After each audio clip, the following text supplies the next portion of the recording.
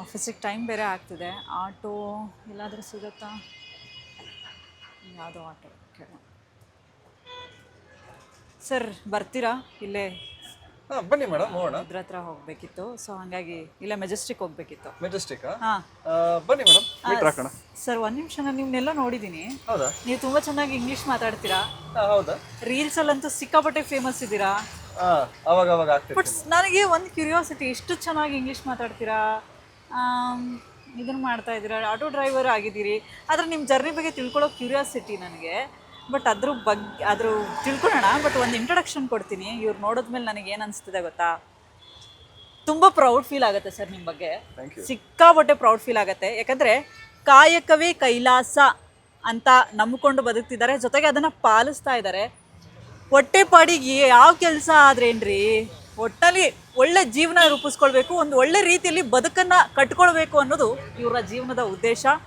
And corporate ಎಂಪ್ಲಾಯಿಯಿಂದ auto driver ಆಗಿದ್ಯಾಕೆ, auto driver ಆಗಬೇಕು ಅನ್ನುವಂತಹ ನಿರ್ಧಾರವನ್ನು ಯಾಕೆ ಇವ್ರು ತೊಗೊಂಡ್ರು, ಇವ್ರ ಜರ್ನಿ ಬಗ್ಗೆ ತಿಳ್ಕೊಳಕ್ಕೆ ನನಗಂತೂ ಸಿಕ್ಕಾಬಟ್ಟೆ ಕ್ಯೂರಿಯಾಸಿಟಿ ಇದೆ. ಯಾಕಂದರೆ ತುಂಬ ಜನ ಕಾರ್ಪೊರೇಟ್ ಅಂತ ಬಂದ ತಕ್ಷಣ it is a settled life, ತುಂಬ ಚೆನ್ನಾಗಿರುತ್ತೆ, ಆ ಥರದ್ದೆಲ್ಲ ಹೇಳ್ತಾರೆ. ಬಟ್ ಸರ್ ಯಾಕೆ ಆಟೋ ಡ್ರೈವರ್ ಅನ್ನುವಂತಹ ಈ ಒಂದು ಆಟೋ ಓಡಿಸ್ಬೇಕು ಅನ್ನುವಂತಹ ಈ ಒಂದು ಪ್ರೊಫೆಷನ್ನ ಚೂಸ್ ಮಾಡಿದ್ರು? ಸರ್ ಮಾತಾಡ್ತಾ ಹೋಗೋಣ. ಬನ್ನಿ, ಹಾಗೆ ಟೀ ಕುಡ್ಕೊಂಡು ಮಾತಾಡ್ಕೊಂಡು ಹೋಗೋಣ. ಇಲ್ಲೇ ಟೀ ಸಿಗತ್ತೆ, ಚೆನ್ನಾಗಿರತ್ತೆ. ಟೀ ಕುಡ್ಕೊಂಡು ಮಾತಾಡ್ತಾ ಹೋಗೋಣ.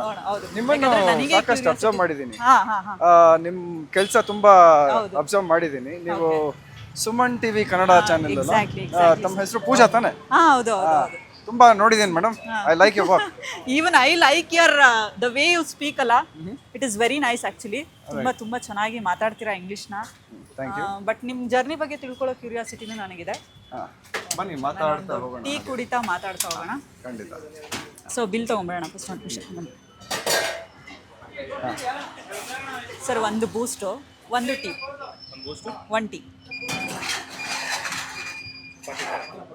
ಎಷ್ಟಾಯಿತು? 45. ಹಾಂ.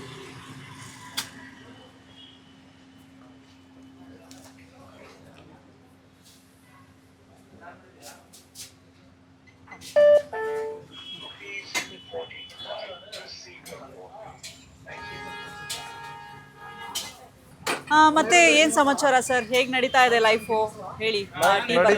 ಮಾತಾಡ್ತಾ ಹೋಗೋಣ. ಬಹಳಷ್ಟು ಚೆನ್ನಾಗಿ ನಡೀತಾ ಇದೆ. ಓಕೆ. ಮುಂಚೆ ನೆಮ್ಮದಿ, ಸುಖ, ಶಾಂತಿ ಅನ್ನೋದೇನು ಇರ್ಲಿಲ್ವಾ ಕಾರ್ಪೊರೇಟ್ ಅಲ್ಲಿ ಇದ್ದಾಗ? ಈಗ ಆಟೋ ಡ್ರೈವರ್ ಆದ್ಮೇಲೆ ಎಲ್ಲ ಸಿಕ್ಕಿದೆ. ಓಕೆ. ಯಾವಾಗ ಬೇಕು ಫ್ರೀ ಆಗಿ ಏನ್ ಕೆಲಸ ಮಾಡ್ಬೇಕು ಮಾಡ್ಕೊಂಡು ಆರಾಮಾಗಿದ್ದೀನಿ. ಓಕೆ. ಬಟ್ ನನಗೆ ಒಂದು ಕ್ಯೂರಿಯಾಸಿಟಿ ಇದೆ. ಹಾಗೆ ಬೂಸ್ಟ್ ಕೊಡ್ತೀವಿ. ಬಟ್ ನನಗೆ ಕ್ಯೂರಿಯಾಸಿಟಿ ಸರ್, ತುಂಬ ಜನ ಹೇಳ್ತಾರೆ ಈ ಕಾರ್ಪೊರೇಟ್ ಲೈಫ್ ಅಂತ ಅಂದರೆ, ಕೆಲವರು ಹೇಳಿದಾರೆ ಬಿಡಿ ವರ್ಕ್ ಪ್ರೆಷರ್ ಜಾಸ್ತಿ ಇರುತ್ತೆ ಹಂಗೆ ಹಿಂಗೆ ಅಂತ. ಬಟ್ ಇನ್ನು ಕೆಲವರೆಲ್ಲ ಈ ವರ್ಕ್ ಫ್ರಮ್ ಹೋಮ್ ಇರುತ್ತೆ, ಚೆನ್ನಾಗಿರುತ್ತೆ, ಮಜಾ ಇರುತ್ತೆ ಅಂತೆಲ್ಲ ಹೇಳ್ತಿರ್ತಾರೆ. ಬಟ್ ನನಗೆ ಗೊತ್ತಿಲ್ಲ ನಿಮ್ಮ ಜರ್ನಿ, ಈ ಆಟೋ ಡ್ರೈವರ್ ಜರ್ನಿ ಎಲ್ಲಿಂದ ಶುರುವಾಯಿತು ಏನು ಅಂತ. ಬೀಂಗ್ ಅ ಕಾರ್ಪೊರೇಟ್ ಎಂಪ್ಲಾಯಿ ಮಾತಾಡ್ತಾ ಹೋಗೋಣ. ಅಲ್ಲಿ ಮುಂದೆ ಹೋಗಿ ಮಾತಾಡೋಣ. ಹಾಗಾದರೆ ಸ್ವಲ್ಪ ಕುತ್ಕೊಂಡು ಮಾತಾಡೋಣ. ನಿಮ್ಮ ಜರ್ನಿ ಬಗ್ಗೆ ತಿಳ್ಕೊಳ್ಳೋ ಕ್ಯೂರಿಯಾಸಿಟಿ ನನಗೆ ಇವಾಗ. ಬನ್ನಿ. ಖಂಡಿತ. ಏನೇನು ಹೇಳ್ಬೋದು ಎಲ್ಲ ಹೇಳ್ತೀನಿ. ಹಾಂ ಪ್ಲೀಸ್. ಅದರಿಂದ ಒಂದು 4 ಜನಕ್ಕೆ ಉಪಯೋಗ ಆಗುತ್ತೆ, ಭಾರಿ ಖುಷಿ. ಇನ್ಸ್ಪಿರೇಷನ್ ಆಗುತ್ತೆ ಇದು ಫಾರ್ ಶ್ಯೂರ್. ಬಿಕಾಸ್ ಭಾಳ ಜನಕ್ಕೆ ಕಾರ್ಪೊರೇಟ್ ಲೈಫ್ ಅಂದ್ರೆ ಬೇರೆ ಥರನೇ ನೋಡಿರ್ತಾರೆ. ಅದನ್ನ ತಿಳಿಸೋಂಥ ಪ್ರಯತ್ನ ನಾವು ಇವತ್ತು ಕಾರ್ಯಕ್ರಮದಲ್ಲಿ ಮಾಡೋಣ. Thank you sir. I you comfortable? Yeah. ನಮ್ಮ ಮನೆಗೆ ಅತಿಥಿ ನೀವೀಗ. This is my second. ನೋಡಿ, ನಿಮ್ದು ಆಟೋನೇ ನೀವು ಮನೆ ಅಂತ ಟ್ರೀಟ್ ಮಾಡ್ತೀರಾ. Very nice. ಖಂಡಿತ. Very nice, very nice. So ನೀವು ಕೇಳಿದ ಪ್ರಶ್ನೆ ಭಾರಿ ಚೆನ್ನಾಗಿತ್ತು. ಕೆಲವರು ವರ್ಕ್ ಫ್ರಮ್ ಹೋಮ್ ಅನ್ಕೊಂಡು ಆರಾಮಾಗಿದೆ, ಕಾರ್ಪೊರೇಟ್ ಲೈಫ್ ಸೆಟಲ್ಡ್ ಲೈಫ್ ಅಂತಾರೆ. ಕೆಲವರು ಸ್ಟ್ರೆಸ್, ಆಂಗ್ಸೈಟಿ, ಮ್ಯಾನ್ಯುಪುಲೇಷನ್ ಇದನ್ನೆಲ್ಲ ಫೇಸ್ ಮಾಡ್ತಾರೆ. But they are bound by the society for a certain life style. And they also think of it like a validation to have a better life. Very nice. ಹೌದು, very true. ಆ ವ್ಯಾಲಿಡೇಷನ್ಗೋಸ್ಕರ ಅವ್ರು ಏನು ಬೇಕಾದರೂ ತಡ್ಕೊಂಡ್ಬಿಡ್ತಾರೆ. ಆ ದುಡ್ಡು ಮುಖ ನೋಡ್ಕೊಂಡು ಎಲ್ಲರೂ ಸೈಲೆಂಟ್. ಜೊತೆಗೆ ಒಂದು ಏನೋ ಅಲ್ಲಿದ್ರೆ ಒಂದು ಸ್ಟೇಟಸ್ ಇರುತ್ತೆ ಅಂತ ಕೆಲವರು ಅದನ್ನ ಥಿಂಕ್ ಮಾಡ್ತಾರಲ್ವಾ? ಖಂಡಿತ. ಅದು ಮಾಡೋ ತಪ್ಪು. ಏನು, ಇವಾಗ ಪ್ರಾಯದಲ್ಲಿ ಚೆನ್ನಾಗಿದೆ ಅದನ್ನೆಲ್ಲ ತಡ್ಕೊಂಡ್ಬಿಡ್ತೀನಿ ಅಂದರೆ your mind or your brain can only take stress to a certain level. ಹೌದು If you're not able to handle it, ಹೌದೌದೌದು you will face the brunt in the later stages of your life. ಹೌದು ಆ litre stages ಅಲ್ಲಿ ಏನೇನು ಆಗುತ್ತೆ ಗೊತ್ತಾ, ಅಲ್ಝೈಮರ್ಸು, schizophrenia, Parkinson's disease, ಏನೇನೋ ಇದೆ. ಇದೆಲ್ಲ mental illnesses. You will be a victim for all of these things later in life. ಇನ್ನೊಂದು ಕೆಲವು ಇದಾವೆ ಈ ಥರ. ಡಿಪ್ರೆಷನ್ ಇದೆ, ಅಕ್ಯೂಟ್ ಡಿಪ್ರೆಷನ್ ಇದೆ, ಕ್ಲಿನಿಕಲ್ ಡಿಪ್ರೆಷನ್ ಇದೆ, ಪ್ಯಾನಿಕ್ ಅಟ್ಯಾಕ್ಸ್ ಇದೆ, ಸೀಜರ್ಸ್ ಇದೆ. ಇದೆಲ್ಲ ಇವಾಗ ಇದ್ಯಾವುದು ಬರಲಿಲ್ಲ ಅಂತಾನೆ ಇಟ್ಕೊಳ್ಳಿ, ಸುಖ ನೆಮ್ಮದಿ ಶಾಂತಿ ಇವ್ಯಾವೂ ಇರಲ್ಲ. ಅಲ್ಲ ಹೌದು. ಈಗ ನಾವು ಒಬ್ರ ಅಂಡರಲ್ಲಿ ಕೆಲಸ ಮಾಡ್ತಿದೀವಿ ಅಂದಾಗ್ಲೇ ಅಲ್ಲೊಂದು ಪ್ರೆಷರ್ ಇರುತ್ತೆ. ಬಿಕಾಸ್ ನಾವು ಅವ್ರಿಗೇನು ಅವ್ರ ಥಾಟ್ಸಲ್ಲಿ ಬದುಕ್ತಾ ಇರ್ತೀವಿ, ಅವ್ರ ವೇನಲ್ಲಿ ಬದುಕ್ತಾ ಇರ್ತೀವಿ, ನಮಗೆ ಹೇಳೋ ಫ್ರೀಡಮ್ ಇರಲ್ಲ, ಇದೆಲ್ಲವೂ ಇರುತ್ತೆ. ಸೊ ನೀವು ಹೇಳಿದ್ದು ಕರೆಕ್ಟು. ಅಲ್ಲಿಗೆ ನೀವು ಹೆಂಗೆ ಸರ್ ಕಾರ್ಪೊರೇಟ್ ಬಿಟ್ಟು ಬಂದಾದ್ಮೇಲೆ ಎಲ್ಲ ಒಂದ್ ಕಡೆ ಅಂದ್ರೆ ಈಗ ಜಾಬ್ ಬಿಡಬೇಕಾದ್ರೂ ಸಖತ್ ಭಯ ಇರತ್ತಲ್ವಾ? ಭಯ ಖಂಡಿತ ಇರುತ್ತೆ, ಸಿಕ್ಕಾಬಡೆ ಭಯ ಇರುತ್ತೆ. ಹಿಂಗಪ್ಪ ಮುಂದಿನ ಜೀವನ ಹೆಂಗೆ, ಏನು ಕತೆ, ಎಲ್ಲಪ್ಪ ನಾನು ರೂಪಿಸ್ಕೊಳ್ಳೋದು.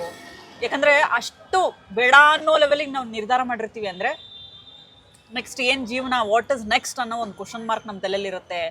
ಆಮೇಲೆ ಅದ್ರ ಜೊತೆಗೆ ನಮ್ಮ 108 ಯೋಚನೆಗಳಿರುತ್ತೆ, EMI ಅದು ಹೆಂಗೆ, ಏನು ಕತೆ ಅಂತ. ಆ ಥರದ್ದು ಯಾವುದೋ ಥಿಂಕ್ ಬರಲಿಲ್ವಾ ರಾಕೇಶ್ ಅವ್ರಿಗೆ? ಬಂದಿತ್ತು, ಇಲ್ಲ ಅಂತ ಹೇಳಲ್ಲ. That is the fear of the unknown. ಅದನ್ನ ಏನು ಹೇಳ್ತೀವಿ, ಏನು ನಡಿಬೋದು ಅನ್ನೋದನ್ನ ನಾವು ಅಸ್ಯೂಮ್ ಮಾಡಿಕೊಂಡು ಆ ಭಯದಲ್ಲಿ ಬದುಕ್ತಾ ಇರ್ತೀವಿ. ಬರ್ಲಿ ಏನ್ ಬರತ್ ನೋಡೋಣ ನುಗ್ಗೋಣ ಅಂತ ಹೋದ್ರೆ ಇದೇ ಬೇರೆ. Nothing will stop you. And I kind of feel like I took those steps. ಏನ್ ಬರ್ಲಿ ನೋಡೋಣ ಒಂದು ಮುಂದೆ ಹೋದೆ. ಜೀವನ ಅದಾಗದೇ ದಾರಿ ತೋರಿಸುತ್ತೆ. ಇವಾಗ ಒಂದು ಕಿಟಕಿ ಮುಚ್ಚೋಯ್ತು ಅಂದ್ರೆ ದೇವ್ರು ಇನ್ನೊಂದು ಬಾಗಿಲು ತೆಗಿತಾನೆ. ಆ ಬಾಗಿಲು ತೆಗೆದಾಗ the amount of opportunities that you get, ಅದನ್ನ ಯಾರು ಇಮ್ಯಾಜಿನ್ ಮಾಡ್ಕೊಳಕ್ಕೂ ಆಗಲ್ಲ. I didn't even fathom that I'll be sitting here talking to you, giving interviews. ಅಲ್ವಾ? ಆಮೇಲೆ ಅನ್ಕೊಂಡಿದ್ರೆ ಯಾವತ್ತಾದ್ರೂ ಆಟೋ ಡ್ರೈವರ್ ಆಗ್ತೀನಿ ಅಂತ ಕೆಲಸ ಮಾಡ್ಬೇಕಾದ್ರೆ? ಆಟೋ ಡ್ರೈವರ್ ಆಗ್ತೀನಿ ಅಂತ ಖಂಡಿತ ಅನ್ಕೊಂಡಿರ್ಲಿಲ್ಲ. ಬಟ್ ನಾನು I wanted to begin from a very humble point in life. Humble ಅಂದ್ರೆ ಏನು, ಇವಾಗ ಗಾರೆ ಕೆಲಸ ಮಾಡಬೇಕು, ಅವಾಗ ಸ್ಟ್ರೆಂತ್ ಇರಲಿಲ್ಲ. ಅಂದ್ರೆ ಆ ಲೆವೆಲ್ಗೆ ಈ ಕೆಲಸನೂ ನೋಡೋದು ಜನ. ಸೀರಿಯಸ್ ಆಗಿ ಹೇಳಿದ್ರೆ ಗಾರೆ ಕೆಲಸದವನು ಅಂದ್ರೆ ಆಟೋ ಡ್ರೈವರು, ಇವರೆಲ್ಲ ಒಂದೇ ಅಜಾಮ, ಇವ್ರನ್ನೆಲ್ಲ ಒಂದೇ ಥರ ಅಂತ ನೋಡ್ತಾರೆ ಅಲ್ವಾ? So that is the frame of the society. ಆ ಸೊಸೈಟಿ ಫ್ರೇಮಿಂದ ನಾವು ಆಚೆ ಬಂದಾಗ ನಮಗೆ ಏನೇನು ಲೈಫ್ ಏನು ಕಲಿಸ್ತಾ ಇದೆ ನಮಗೆ, ಅದನ್ನೆಲ್ಲ ಫೇಸ್ ಮಾಡಬೇಕು. ಒಂದು ನೋವು ಅನ್ನೋದು ಇರುತ್ತಲ್ಲ, ನೋವು ಯಾವಾಗವರೆಗೂ ನೋವು, we feel pain. And the pain is kind of trying to teach you something in life. The pain will always be there until you learn that lesson. Alva. ಆ ಪಾಠ ನೋವು ಕಲ್ಸಿದ ಮೇಲೆ, ನಾವು ಅದು ಕಲ್ತ್ಕೊಂಡ್ಮೇಲೆ ಆ ನೋವು ಅನ್ನೋದು ಇರುತ್ತಲ್ಲ, ನೋವು ಹೊಟ್ಟೋಗ್ಬಿಡುತ್ತೆ. ಆ ಪಾಠ ಕಲ್ತ್ಕೊಂಡ್ಮೇಲೆ ಜೀವನ ಇನ್ನೂ ಸ್ಪಷ್ಟವಾಗಿ ಕಾಣಿಸೋಕೆ ಶುರು ಆಗುತ್ತೆ. ಸೊ ಆ ಸ್ಪಷ್ಟವಾಗಿ ಜೀವನ ಕಾಣಿಸಿದಾಗ ಆ ಜೀವನದಲ್ಲಿ ಯಾವ ಕೆಲಸ ಮೇಲೋ ಯಾವ ಕೆಲಸ ಕೀಳೋ ಇದೆಲ್ಲ ಬರಲ್ಲ. Doesn't matter. ಆಬ್ಸಲ್ಯೂಟ್ಲಿ. ಸೊಸೈಟಿಗೆ ಅಷ್ಟೇ ಅದು. ಸೊಸೈಟಿ ಏನಾದರೂ ಅಂದ್ಕೊಳ್ಳಿ, ನನ್ನ ಕೆಲಸ ನಾನು ಮಾಡ್ಕೊಂಡು ಆರಾಮಾಗಿರ್ತೀನಿ ಅಷ್ಟೇ. ಹೌದು. ನಾವು ಕೆಲವೊಂದ್ಸಲ ಹೆಂಗಾಗ್ಬಿಡುತ್ತೆ ಅಂತ ಅಂದರೆ, ಕೆಲವರು ಸೊಸೈಟಿಗೋಸ್ಕರನೇ ಬದುಕ್ತಿರ್ತಾರೆ.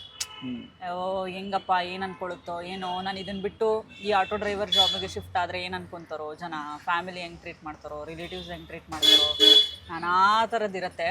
ಬಟ್ ನನಗೆ ನಿಮ್ಮಲ್ಲಿ ಏನು ಖುಷಿ ಆಗಿದೆ, ಒಂದು ಪಾಯಿಂಟ್ ಇದೆ ಇಲ್ಲಿ, ಏನಂದರೆ a man should always be a provider. ನಾವು ನಮ್ಮ ಸುತ್ತಮುತ್ತ ಇರೋರ್ಗೆ ಏನು ಪ್ರೊವೈಡ್ ಮಾಡೋಕ್ಕಾಗಿಲ್ಲ ಅಂದರೆ ನಮ್ಮವರೇ ನಮಗೆ ಮರ್ಯಾದೆ ಕೊಡಲ್ಲ. ಅಲ್ಲ, ನಿಜ ಅದು. ಸೊ ಏನೋ ಒಂದು ಕೆಲಸ ಮಾಡಬೇಕು, ಖಾಲಿ ಕೂತ್ಕೊಂಡಿರ್ಬಾರ್ದು. ಕೈ ಸಿಕ್ಕಿದ ಒಂದು ಕೆಲಸ, ದುಡಿಮೆಗೆ ಒಂದು ದಾರಿ. ಆ ದುಡಿಮೆಯಿಂದ ನೀವು ಏನು ರೂಪಿಸ್ಕೊತೀರೋ ನಿಮ್ಮ ಜೀವನನ, ದ್ಯಾಟ್ ಇಸ್ ಇಂಪಾರ್ಟೆಂಟ್. ಸೊಸೈಟಿ ಏನು ಹೇಳುತ್ತೆ ಅನ್ನೋ ತಲೆನೇ ಕೆಡಿಸ್ಕೊಬಾರ್ದು. ಹಾಳಾಗೋಗ್ಲಿ ಸೊಸೈಟಿ, ಒಂದೊತ್ತು ಅನ್ನ ಹಾಕಲ್ಲ. ಆ ಸೊಸೈಟಿ ಬಂದ್ಬಿಟ್ಟು ಕೆಳಗಡೆ ಬಿದ್ದಿರೋನ್ ಮೇಲೆತ್ತಲ್ಲ, ಮೇಲಿರೋನ್ ಕೆಳಗಡೆ ಎಳಿಯಲ್ಲ. Maybe the last point is true. Society ಮೇಲಿರೋನ್ ಕೆಳಗಡೆ ಎಳ್ದೇ ಎಳಿಯತ್ತೆ, ಫ್ರೆಂಡ್ಸು ಅಷ್ಟೇ, ಫ್ಯಾಮಿಲಿನೂ ಅಷ್ಟೇ. ಯಾವಾಗ ಸಮ ಇರುತ್ತೆ ಫ್ರೆಂಡ್ಶಿಪ್ಪು, ಆವಾಗ ಅಲ್ಲಿ ವ್ಯಾಲ್ಯೂ ಇರುತ್ತೆ. ಫ್ರೆಂಡ್ಶಿಪ್ಪಲ್ಲಿ ಒಬ್ಬ ಮೇಲೆ ಬೆಳೆದ ಅಂದರೆ ಇನ್ನೊಬ್ಬಂಗೆ ಹೊಟ್ಟೆ ಕಿರ್ಚು, ಸಂತ, ನೋವು ಎಲ್ಲ ಬಂದ್ಬಿಡತ್ತೆ. ಯಾವಾಗ ಬೆನ್ನಿಗೆ ಚೂರಿ ಹಾಕ್ತಾರೆ ಗೊತ್ತಾಗಲ್ಲ. ಸೊ ಈ ಥರ ಫ್ರೆಂಡ್ಸೂ ನನಗೆ ತುಂಬ ಮೋಸ ಮಾಡಿದ್ದಾರೆ. ಹೌದು. ಸೊ ಆ ಮೋಸ ಎಲ್ಲ ನೋಡಿ ಸೊಸೈಟಿ ಅಂದರೆ ತುಂಬ ಇದು ಕೀಳು ಅಂತ ಅನ್ನಿಸ್ಬಿಡ್ತು ನನಗೆ. ನಾವು ಮೇಲ್ನೋಟಕ್ಕೆ ಒಳಗಡೆ ಎಷ್ಟೇ ದುಃಖ ಇದ್ರು ಮೇಲ್ನೋಟಕ್ಕೆ ನಗ್ತಾ ಇದ್ಬಿಟ್ರೆ ಯಾರು ಏನು ಅಂದ್ಕೊಳ್ಳಲ್ಲ. ಹೌದು. ಇವನೇನು ನೋವು ಅನುಭವಿಸಿದಾನೆ ಅನ್ನೋದು ಯಾರಿಗೂ ಕಾಣಿಸಲ್ಲ. ಹೌದು. ಮೇಲ್ನೋಟಕ್ಕೆ ನಾನು ಹಿಂಗಿದ್ದೀನಿ, ಒಳಗಡೆ ತುಂಬ ನೋವಿದೆ. ಆ ನೋವಿಂದನೇ ಈ ಥರ ಬಂದು ಬದುಕ್ತಾ ಇದ್ದೀನಿ. ಹೌದು. But I am proud about all of my choices. Yes, you should be there is proud. No regrets about my decision. But friends ಎಲ್ಲ ಹೆಂಗೆ ಟ್ರೀಟ್ ಮಾಡಿದ್ರು ಅಂದರೆ ಈಗ ಕೆಲವ್ರು ನೋಡ್ತಾರಲ್ವ ಈ ಆಟೋ ಓಡಿಸ್ತಾ ಇರೋದು ಅದೆಲ್ಲ ನೋಡಿದಾಗ, ಏನೋ ಮಚ್ಚ ನೀನು ಆಟೋ ಡ್ರೈವರಾ ಅಂತ ಕೇಳಿರೋರು ಇರುತ್ತೆ. ಆ ಥರದ ಇನ್ಸಿಡೆಂಟ್ಸ್ ಎಲ್ಲ ಹೋಗಿರ್ತೀರಿ ನೀವು ಕೂಡ. ನಿಮ್ಮ ಕಾರ್ಪೊರೇಟ್ ಎಂಪ್ಲಾಯೀಸೇ ಯಾರು ನಿಮ್ಮನ್ನ ಸಿಕ್ಕಾಗ ನಿಮ್ಮನ್ನ ನೋಡೋ ರೀತಿ ಹೆಂಗಿರುತ್ತೆ? ಹೆಂಗೆ ಚೇಂಜ್ ಆಗ್ಬಿಟ್ಟಿದೆನಾ? ಚೇಂಜ್ ಆಗ್ಬಿಟ್ಟಿದೆ. ಹೆಂಗೆ ಅಂದರೆ ಇವನ್ ಅಷ್ಟೇ ಅಂದರೆ ನನ್ನ ಮಾತು ಕೂಡ ಆಡ್ಸಲ್ಲ. ಕೆಲವ್ರು ಪರಿಚಯ ಇರೋರು ಅವ್ರ ರೆಪ್ಯುಟೇಷನ್ ಕೆಳಗಡೆ ಹೋಗ್ಬಿಡುತ್ತೆ ಅಂತ ಅದನ್ನ ನಾನು ತಲೆ ಕೆಡಿಸ್ಕೊಳ್ಳಲ್ಲ.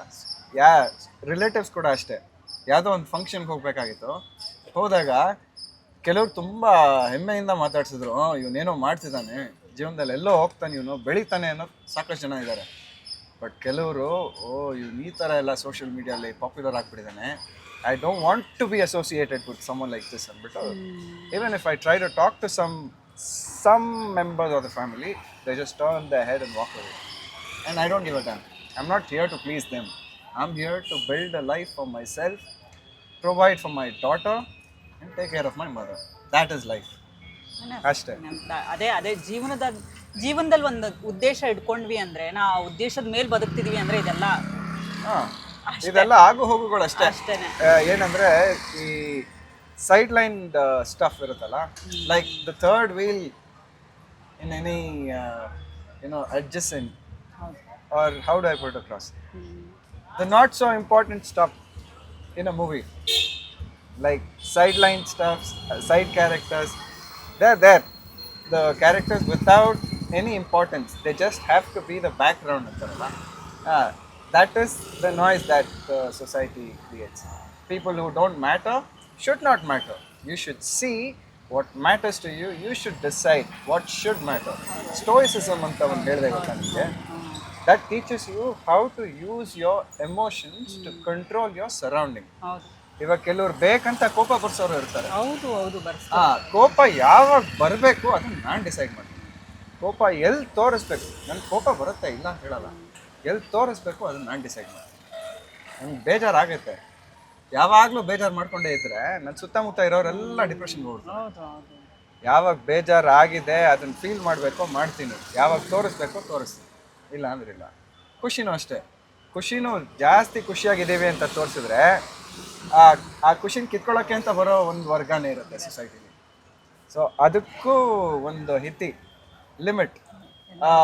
ಸ್ವಲ್ಪ ಜನ ಫೆಮಿನಿಸ್ಟ್ಗಳು ಏನು ಹೇಳ್ತಾರೆ ಅಂದರೆ, ಸ್ಟೋಯಿಕ್ಸ್ ಆರ್ ಎಮೋಷನ್ಲೆಸ್ ಪೀಪಲ್ ಅಂತ. No, it is ancient philosophy where emotions are something that we control. Emotion control ಬಂದ ಮೇಲೆ the man has arrived. ಅವನು ಹುಡುಗ ಅಲ್ಲ, ಅವನು ಮನುಷ್ಯ, ಸಮಾಜದ ಒಬ್ಬ ರೆಸ್ಪಾನ್ಸಿಬಲ್ ಸಿಟಿಸನ್. ಆ ರೆಸ್ಪಾನ್ಸಿಬಲ್ ಸಿಟಿಸನ್ ಇದ್ದರೆ he would definitely not take decisions which would put him behind bars. ಇವಾಗ ರ್ಯಾಷನಲ್ಲು ಇರ್ರ್ಯಾಷನಲ್ಲು. Rational ಅಂದರೆ a person who kind of understands the consequences of his action. Irrational ಅಂದರೆ ಏನೋ ಒಂದು ಮಾಡ್ಬಿಡೋದು, ಏನಾಗತ್ತೆ ಆಮೇಲೆ ನೋಡ್ಕೊಳ್ಳೋದು. those are people behind bars, ಜೈಲಲ್ಲಿ ಅಥವಾ ಏನೋ ಒಂದು ಅನಾಹುತಗಳು ಮಾಡಿ ಫೇಮಸ್ ಬೇರೆ ಥರನೇ ಫೇಮಸ್ ಆಗಿ ಸಮಾಜದಲ್ಲಿ ಕೆಟ್ಟ ಹೆಸರು ತೊಗೊಂಡಿರೋರು ಆ ಥರನೂ ಇದ್ದಾರೆ. ಇವಾಗ ನಾನು ಕೆಟ್ಟದೇನೋ ಒಂದು ಮಾಡ್ತಿದ್ದೀನಿ ಅಂದರೆ ಅದರ ರಿಪರ್ಕಷನ್ಸ್ ಏನು, ಅದಾದ್ಮೇಲೆ ಏನೇನಾಗುತ್ತೆ ಅದು ಒಂದ್ಸರಿ ನನ್ನ ತಲೆಯಲ್ಲಿ ಓಡಬೇಕು. ಸೊ ಅದಿದ್ದಾಗ ಸೊಸೈಟಿಲಿ ಕ್ರೈಮ್ ಅನ್ನೋದೇ ಇರಲ್ಲ. ನನಗಾಗಿದ್ದ ಅನುಭವಗಳಲ್ಲಿ ನಾನು ಆ ರೇಜನ್ನು ಕೋಪಕ್ಕೆ ಕೈ ಕೊಟ್ಬಿಟ್ಟಿದ್ರೆ ನನ್ನ ಮೂಗು ನಾನೇ ಕುಯ್ಕೊತ ಇದ್ದೆ. ಬೇರೆಯವ್ರಿಗೆ ಏನಾಗುತ್ತೋ ಅದು ಸೆಕೆಂಡ್ರಿ, ಮ್ಯಾಟ್ರ್ ಆಗಲ್ಲ. ಅವ್ರದ್ದೇನೋ ಮಾಡಿದ್ರು ಅವ್ರು ಅನುಭವಿಸ್ತಾರೆ. ನನಗೆ ಏನು ಮಾಡಬೇಕು, ನನ್ನ ಕೋಪನ ಚಾನೆಲ್ ಮಾಡಬೇಕು. This is how I channel. Very nice, very nice.